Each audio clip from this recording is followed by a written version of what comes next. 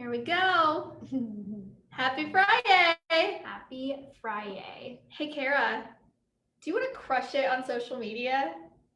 Always. Of course you do. Yeah. If you are like Kara and you want to crush social media, we've got some hot tips for you today on how to do that. I'm not gonna lie, I thought you were gonna ask me if I wanted to go on a cruise. I don't know what. So let's do a poll in the comments. Who thinks that my outfit is like very cruise vibes today? I walked in and I said, "Are you leaving for a cruise that I don't know about?"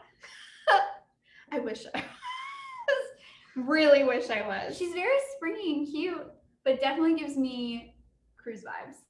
I am so excited about the nice weather, even though I'm inside all day. It just makes me happy to know that the sun is shining. There are just like birds chirping everywhere. It just makes me happy. So, but anyway, hi everybody. We're just waiting for a few more people to jump on here, and then we'll get started with your little chit chat about engagement. Do you know engagement is a two-way street? It truly is. It really is. So welcome to another fun-filled episode of 5 Minute-ish FriYAY. I'm Casey. I'm Kara. And we're going to give you some tips on how to engage with your audience on social media today. Engagement is absolutely crucial as part of a marketing strategy. You can share content all day, every day, but if you don't engage with your audience, you're just not going to get the results you're looking for, probably. It's like you're running a marathon, but on a treadmill when you should really be running out in real life. Oh, is that a good way to explain it? Oh, okay. Like you're getting nowhere. Like you're running, you're right. putting in the effort and the time and the energy, but you're not going anywhere. Okay, I like that. Okay, cool. I like that. That makes sense in my head too. So, but we have the same brain. Yeah. So if you don't understand, I'm sorry. If you don't think like us, come up with your own analogy. Yeah. Let's hear them. Share them in the comments too. Love to hear all the analogies and ways that you can think about this. But yeah, engagement is huge. So I think a lot of small businesses are like, okay, I've got to keep posting. I've got to stay consistent. I got to, keep pushing information out there.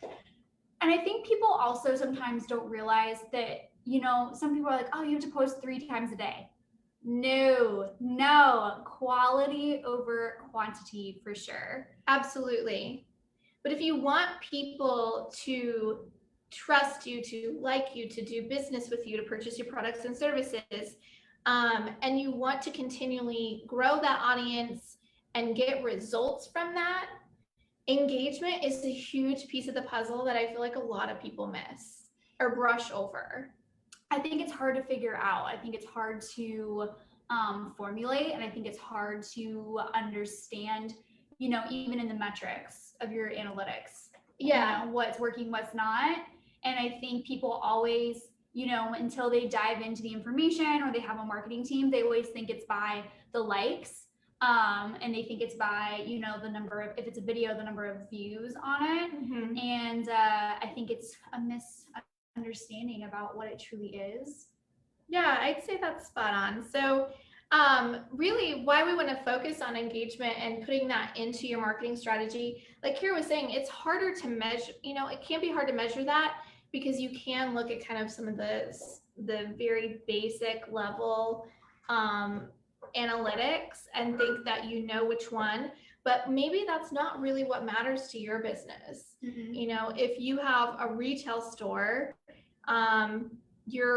your need of like engagement on social is going to look a little bit different than someone who is a financial planner. Very different. And just even the content that your viewers would find fascinating and really truly engage with. Yeah.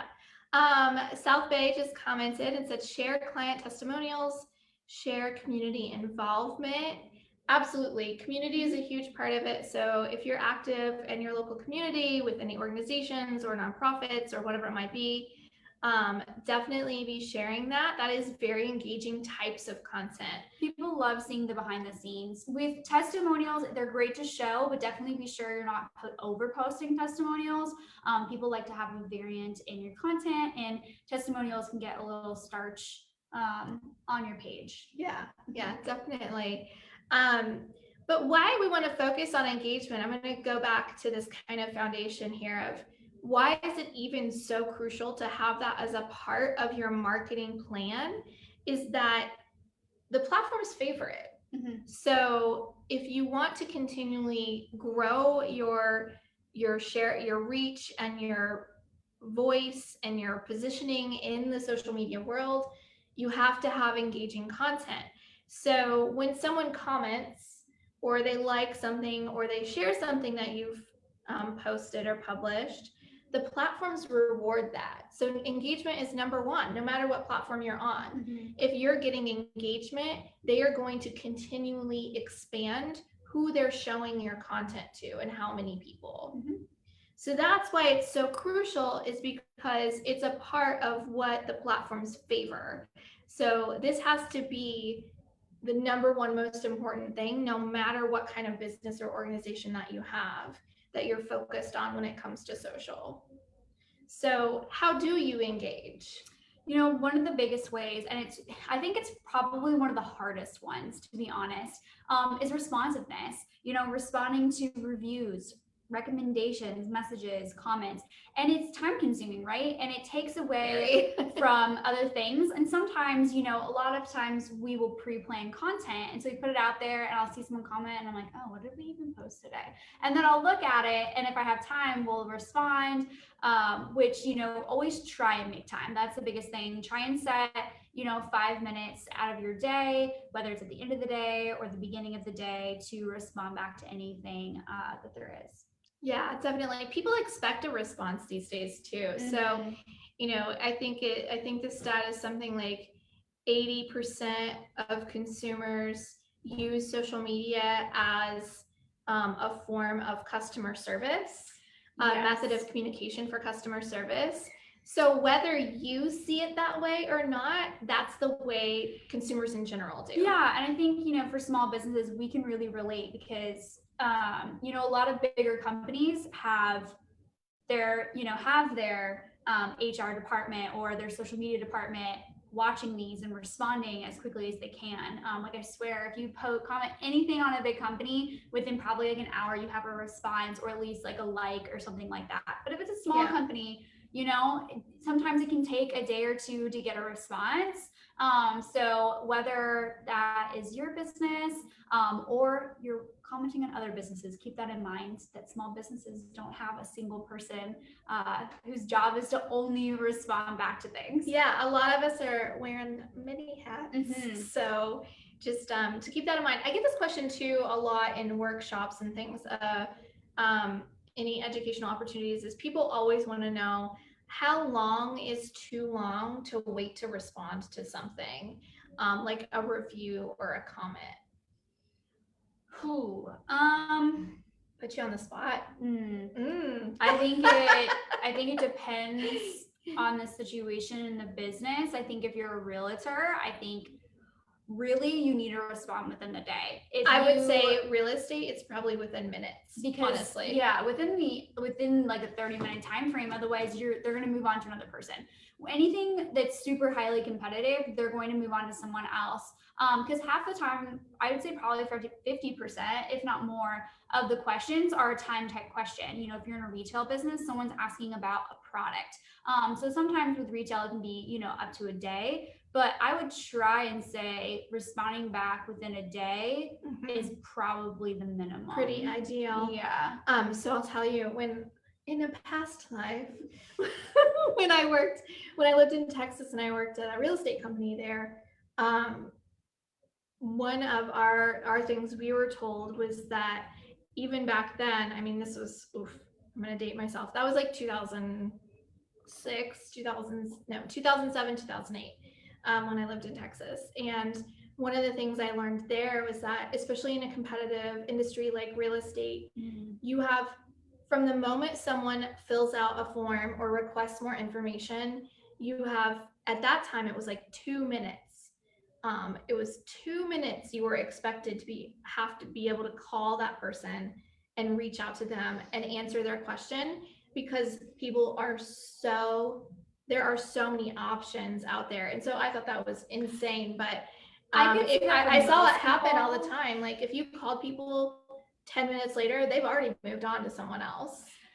I can see that being true if you're looking for a realtor. See, for me, on the other hand, like when I was Yeah. looking to like at rental properties and stuff, like a couple of years ago, if they called me right away, I thought it was annoying. There's I'm like, also "Send me that a crowd. text, and I will get back to you and set up a time. Right. So you know, I feel like again, there's different circumstances Sure. for different things, and I do love and respect the ones that are like, do you prefer an email, a text, or a phone call? I'm like, a Yes. text, because I might be in a meeting or something and I don't have time to answer your phone call, and then they call me 10 times. Honestly, I think that's kind of a generational thing too. Like I'd much rather also receive a text message than a phone call. Please don't call me. I will answer my phone because I'm a business person and I have to. But Yeah, if it can be answered or described in an email or a text, please do that over asking me to call you, because I have multiple things I'm working on at a time, and it's much faster for me to do an email or a text back than take the time to schedule a phone call with you, especially when it's last minute, because I have, you know, projects due or other meetings or clients I'm dealing with. So for someone to be like, can you call me really quick? I'm like, oh, sure. I'm like looking through my schedule. I'm like, when do I have time? Yep, she's gonna sigh about it, but she'll do it. She'll do it. If I have time. If she has time.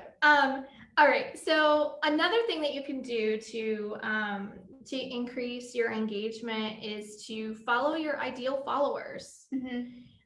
So look for those kinds of people that you would want to follow you and follow and start engaging on their content. Use relevant hashtags to do that. Yeah, a hashtag strategy is a great way to go about finding those people, is looking and seeing who's using different hashtags in your industry. Like how can you try local ones as well. You know, the more particular your business is, the harder it can sometimes be for hashtags. Especially if you're wanting to change them up and stuff. And sometimes that can be a challenge because you're so niched that they're, you know, it would almost be counterproductive to swap some of those out, because you don't want to use some that are like, you know, 50 hashtags. It means it's not, people aren't following those hashtags, just businesses are using the hashtags. So anything under like probably what, 300? Yeah, I probably stay away from. And so it depends too. Well, unless it's like an event hashtag. Yeah, if it's something super specific that you're promoting. A lot of times I like the smaller number ones because you will see more engagement on those. The bigger ones, it's a lot of salesy, like I'm talking like the really big, most popular ones that are like Black Friday millions. Yeah. Those it's too broad, way too broad. You know, but I do find you have to be careful with how little it's viewed though, because then it's just businesses using it and no one's viewing it. No one's actually viewing it. Yeah.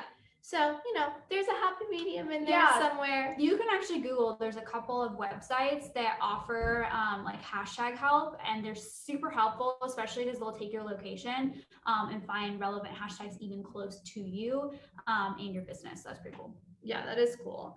So once you find those and you start following those hashtags, then you can go in and you can look at the other profiles that are using them, and you can follow those people and interact. Not just follow them, but like interact with their content and engage with them.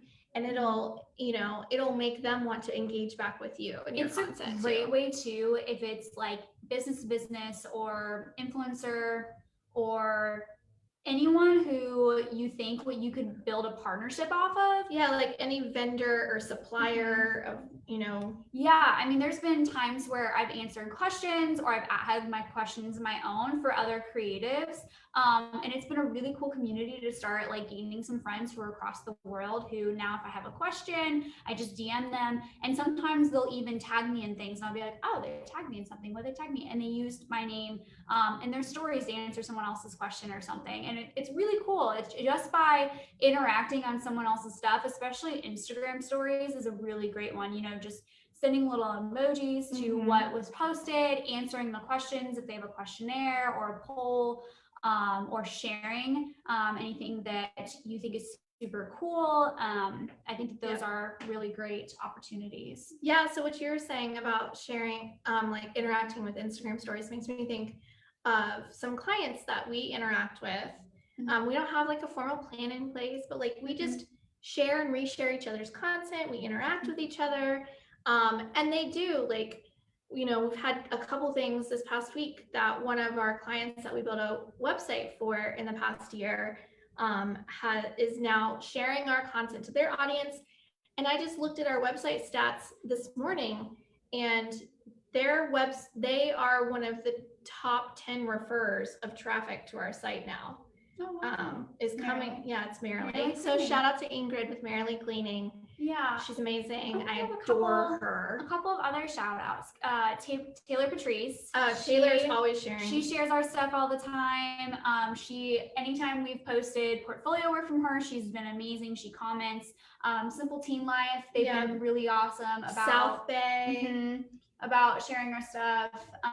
But that's what I'm talking about too. Like, and if you're in any organizations, look for those other people in those organizations. So like I'm on the board of the Ghent Business Association. I'm a part of BizConnect. You know, look for those, go follow those other businesses and their pages and engage with their content. Think of it kind of like networking. So like if you are networking, you're like, oh, I actually know someone who does that. Let me give you their card, or I'll shoot you an email and introduce you.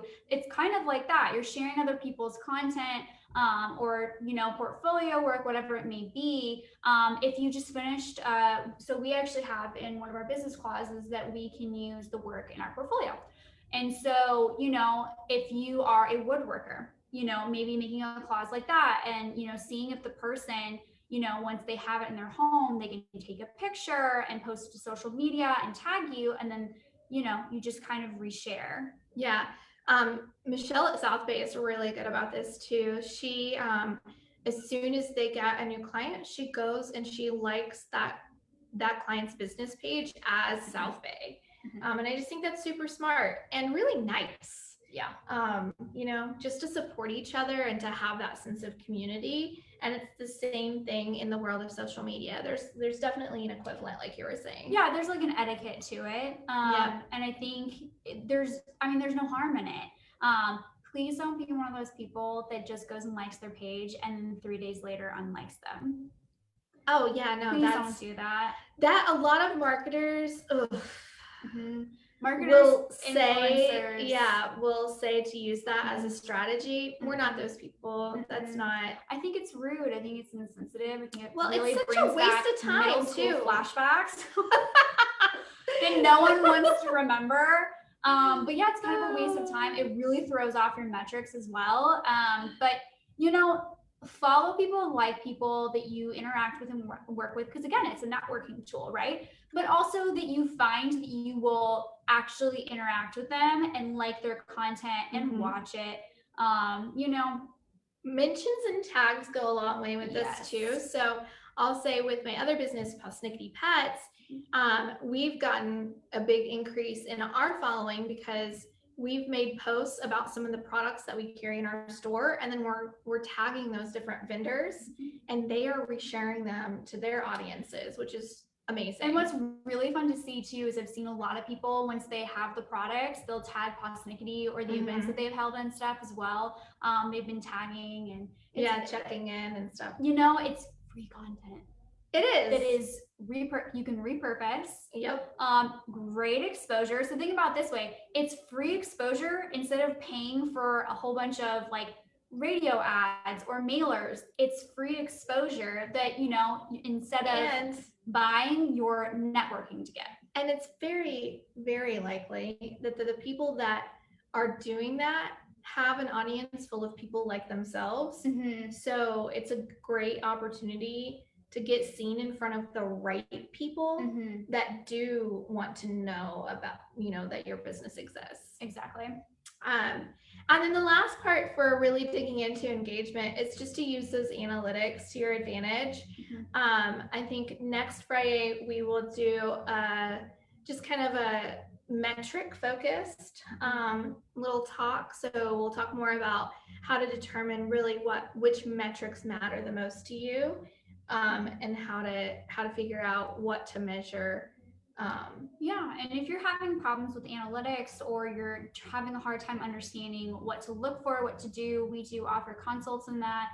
We also, at the end of the year, Casey usually does a workshop where we give out worksheets even with, definitions and all of that kind of stuff that explains what to look for, what to do, and even, I don't like it, but equations to do your own math. Yeah, it does take some mathing to figure it out. Some of the platforms do have really good analytics and insights built into them, but there's always a deeper dive you could take into it. And Kara might love design. I know analytics and like data is not her jam. I think it's cool on a surface level and I like it. And I know enough to like look at it for some of my clients to make sure we're on the right path and making sure we're using the right hashtags and stuff. But if you want a deep dive, that is Steph and Casey's realm. Steph and I love some numbers and data. Yeah. Let's get nerdy with it, people. I wish I could do that. It's just that's not the way my brain works. If you wanted me in my mind to rearrange this entire room, I could do that. You need a 3D design out of wood. I had woodshop classes. I can build you something. I built a 13 feet by 11 feet by 17 feet wood contraption, thanks to my team members. It was not me alone in college, but I do have experience. She's got skills. She's got some hidden skills there.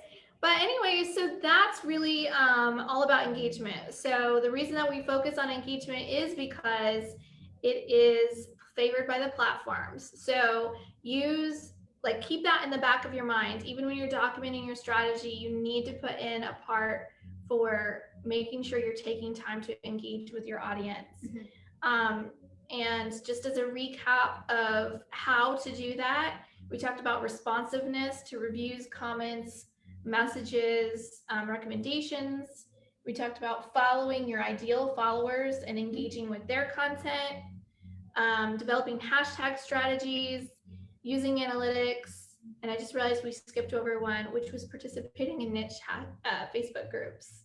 I think there could be one more. Yeah, what's up? Well, I'm just taking again Pasta Nikki as an example. Okay. And you guys have reached out to a lot of the different businesses and communities to partner for events. Yes. And again, that's a great way. Collaboration. Yeah.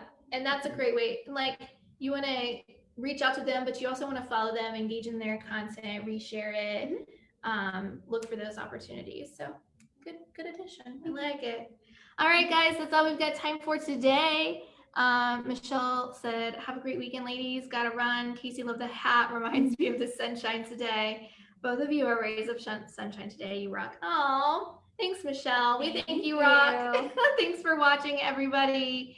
Go enjoy that sunshine today because we have some rain and yucky weather coming back. So get out, enjoy it.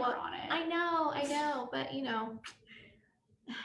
we'll enjoy it today.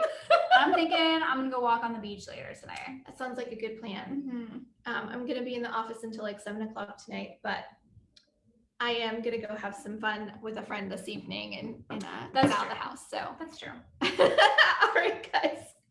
Thanks so much for watching. Let us know if you have any other questions about engagement and how to go about that for your business or organization.